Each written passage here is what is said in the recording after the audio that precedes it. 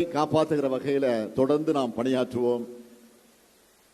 தேர்தல் எப்போ வேண்டுமானாலும் வரலாம், விரைவிலே வரலாம், ஒரு 3 மாசம் கழிச்சு வரலாம், ஒரு 6 மாசம் கழிச்சு வரலாம்.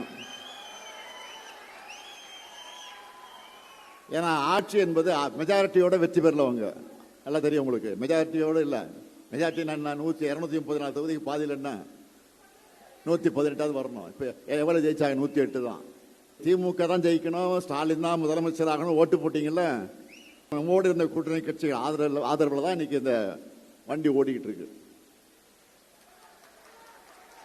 ஓடுகிற வண்டி எங்க போய் நிற்க போகுதுன்னு தெரியல. எப்போ எது நடந்தாலும் நாம ரெடியா இருக்கணும். எந்த நேரத்தில் தேர்தல் வரலாம், எந்த சூழ்நிலை வரலாம். 100% நம்ம ரெடியா இருக்கணும். எனவே கழகத்தினுடைய வெற்றிக்கு இந்த நிமிஷத்திலிருந்து உழைக்க தொடங்குவோம், பாடுபடுவோம், பணியாற்றுவோம் என்ற உறுதி எடுக்கிற நிகழ்ச்சியாக இந்த நிகழ்ச்சியை நான் பயன்படுத்திக் கொள்ள விரும்புகிறேன்.